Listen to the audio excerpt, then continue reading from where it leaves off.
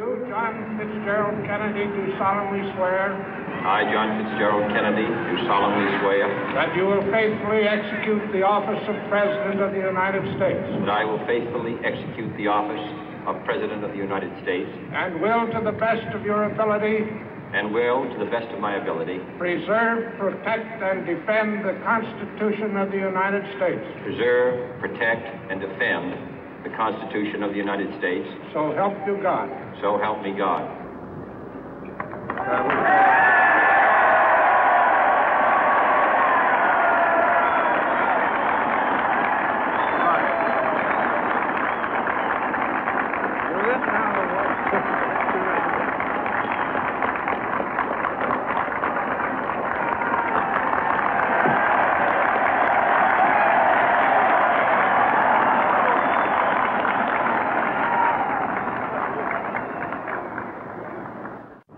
Vice President Johnson, Mr. Speaker, Mr. Chief Justice, President Eisenhower, Vice President Nixon, President Truman, Reverend clergy, fellow citizens.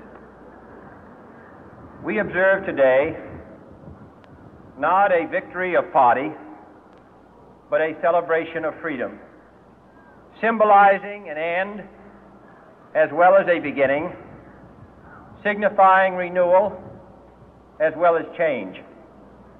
For I have sworn before you and Almighty God the same solemn oath our forebears prescribed nearly a century and 3/4 ago. The world is very different now, for man holds in his mortal hands the power to abolish all forms of human poverty and all forms of human life. And yet the same revolutionary beliefs for which our forebears fought are still at issue around the globe. The belief that the rights of man come not from the generosity of the state, but from the hand of God. We dare not forget today that we are the heirs of that first revolution.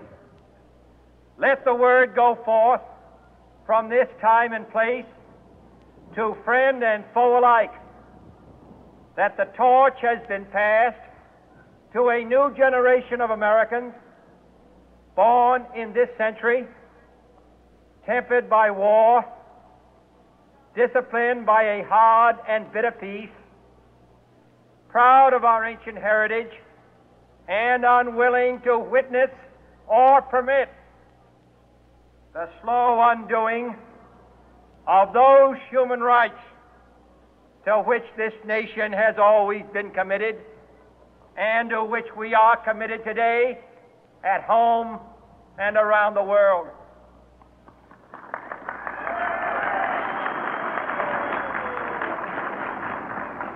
Let every nation know, whether it wishes us well or ill, that we shall pay any price, bear any burden, meet any hardship, support any friend, oppose any foe to assure the survival and the success of liberty.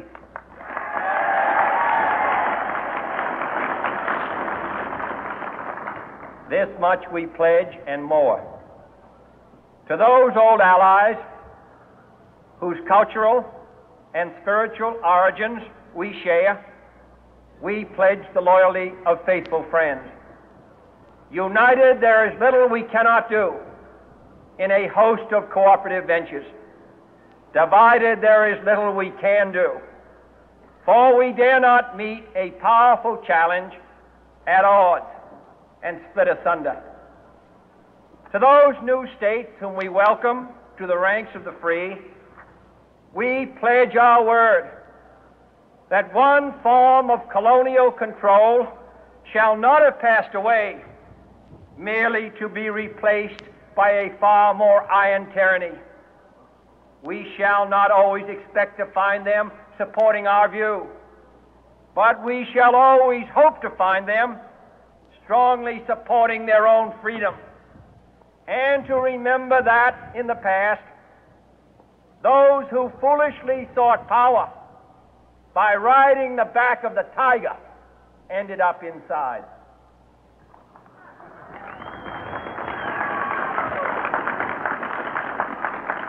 To those people in the huts and villages of half the globe struggling to break the bonds of mass misery, we pledge our best efforts to help them help themselves for whatever period is required, not because the communists may be doing it, not because we seek their votes, but because it is right. If a free society cannot help the many who are poor, it cannot save the few who are rich.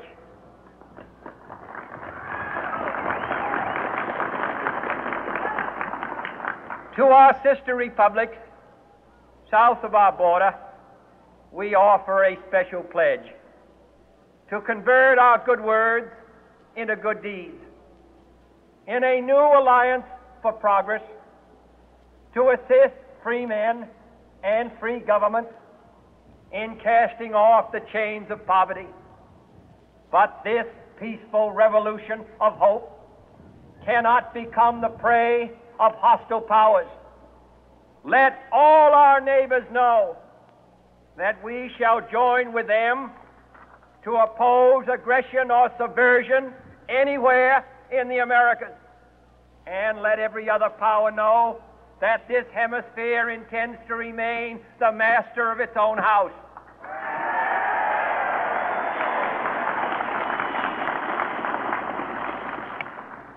To that World Assembly of Sovereign States, the United Nations, our last best hope, in an age where the instruments of war have far outpaced the instruments of peace, we renew our pledge